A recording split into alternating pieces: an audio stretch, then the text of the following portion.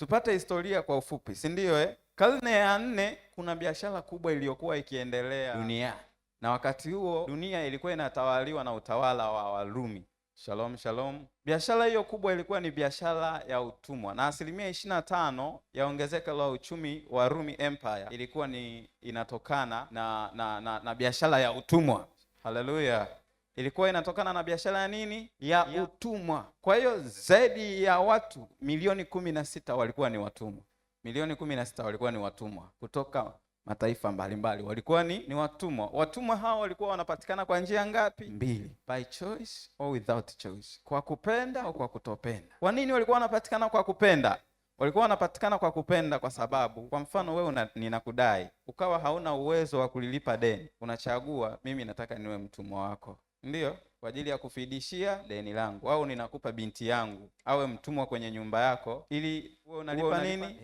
Si ndio jamani? Huo ndio ulikuwa utumwa wa kuchagua, wa kupenda. Lakini pia watu walikuwa wanajiuza, maisha yamemshinda, yamempiga huko, anaamua kwa sababu mimi siwezi nikaendesha maisha yangu, nachagua kwenda kuwa mtumwa wa Pastor Hans. Nitakula kwake, nitalala kwake, atanivisha, atanifanyia kila kitu ili mimi tu niwe mtumwa wake. Lakini utumwa wa kutokupenda ni ule utumwa ambao labda mnakamatwa mateka, si ndio? Au labda kwa sababu mmeshindwa vita, mnachukuliwa kwenda kufanywa kuwa watumwa kwenye mashamba na kwenye maeneo mbalimbali kwa ajili ya kuzalisha. Si tumeelewana hilo? Kwa hiyo Onesimo pia alikuwa ni mtumwa kwenye nyumba ya tajiri mmoja aliyekuwa Kolosai, anaitwa nani? Filemon. Lakini ikafika wakati Onesimo huyu mtumwa akakolofishana na bosi wake, hakuaga, akatoroka. Sema kutoroka.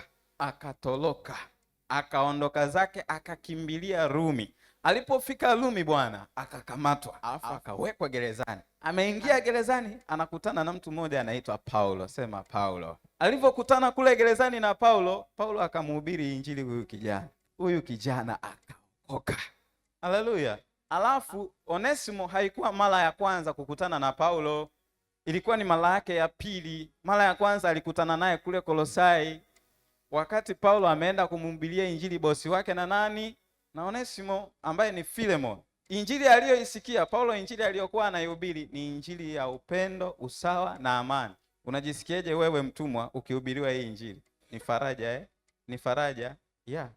Angalia tofauti iliyopo kati ya mtumwa na bosi. Alafu mtu huyu aje akwambie wewe na bosi wako na wewe mtumwa wote ni kitu, haki, usawa, upendo na amani. Hiyo ndio ilikuwa injili ya Paulo.